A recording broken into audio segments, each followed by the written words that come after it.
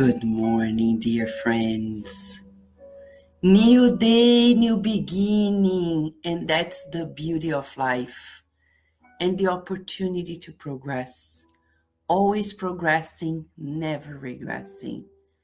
And today, we're going to continue the reading of this amazing chapter of the book Dawn of the Kingdom by Emmanuel through Chico Xavier.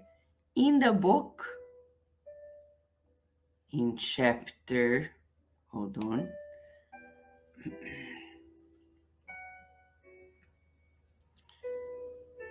Okay. The book is here in my hand, in my phone,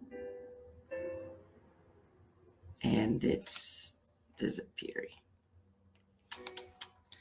Okay, let me quickly open here on the computer because it just escaped from my phone. I'm sorry. Okay, so here it is. It talks about offenses, right? So I'm getting the very chapter so we can talk about it. Remember, yesterday we were talking about the importance of not taking offenses, the importance of never taking offenses, never. Because the people who take offenses, they are those who are very sensitive and they holding grudges. When we hold grudges, inevitably, we're going to persecute people in our minds, in our feelings, in words and actions, which we call vengeance. Observe it. People are going to say, no, I don't do this. We do. When we take offense, the next step inevitably is to avenge. And avenging is always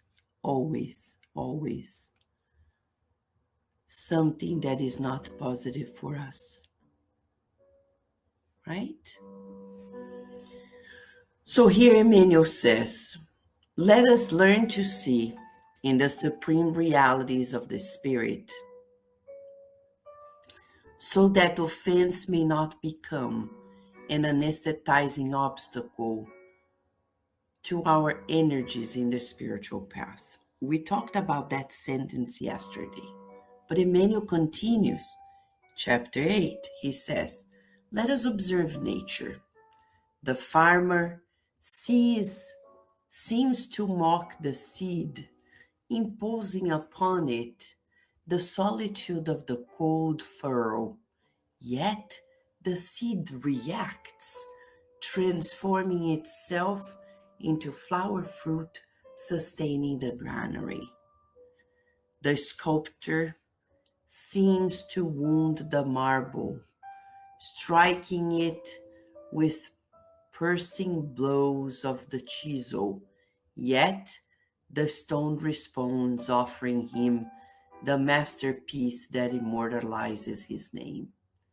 The craftsman seems to condemn the rough trunk to extreme cruelty, stripping its body. Nevertheless, the wood takes shape into 1,000 useful forms, bringing comfort to the domestic temple. It is necessary to understand, in the offense received, this or that opportunity for victory over ourselves.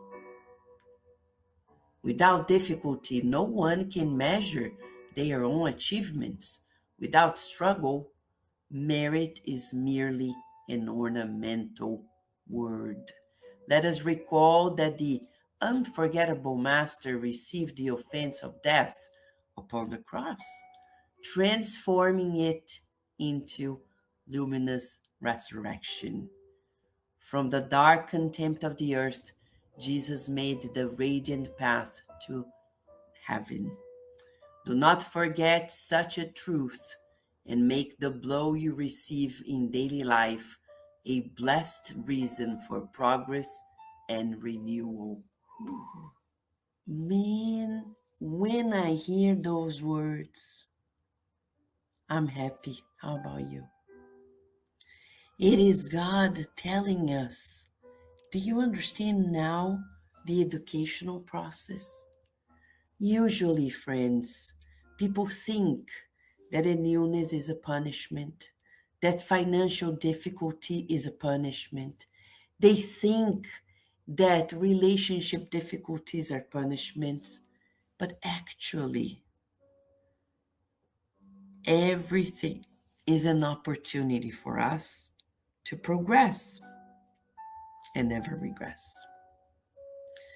An opportunity for us to grow stronger, to really achieve the formation of virtues that without challenges they will never exist. For example, serenity. Serenity is not something that exists when everything is okay. Oh, I'm so serene, everything's okay. Serenity is Jesus by the cross, says Emmanuel in the book, Thought in Life. Jesus by the cross being crucified and staying serene. That's the description of serenity. When the world is literally falling apart and you stay faithful to God, serene, that's serenity. So we're never going to be serene if we're not challenged. Patience. Patience is not a virtue for easy days. Patience is a virtue constructed through hard, difficult moments. Compassion is not a virtue that is constructed in a simple look. Oh, look at that person. No, it's when somebody hurts us and we look at the person and we feel that that person doesn't know what they are doing because they are not well, because they didn't have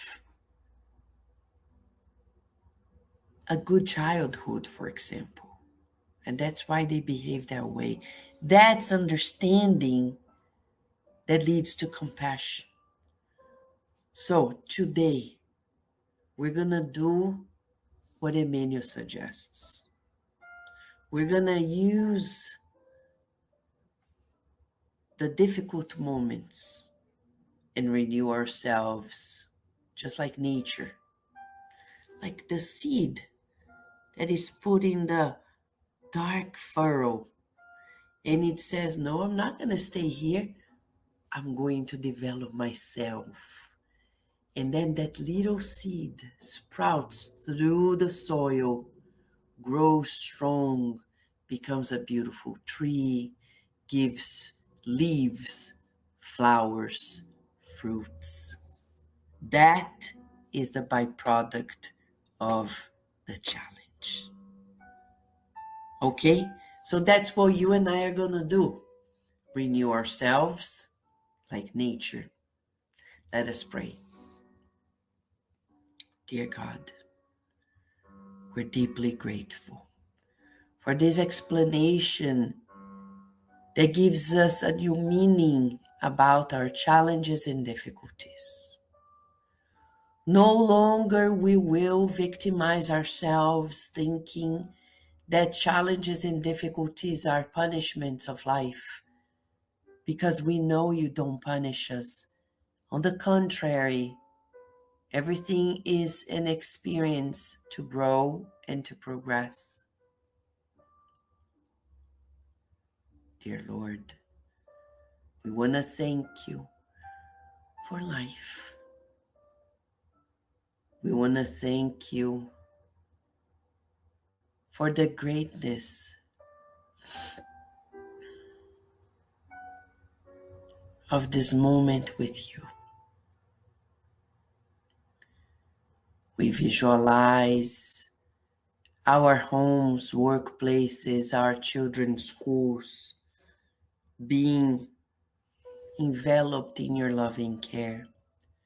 We visualize our communities and our planet Earth being renewed in your loving care.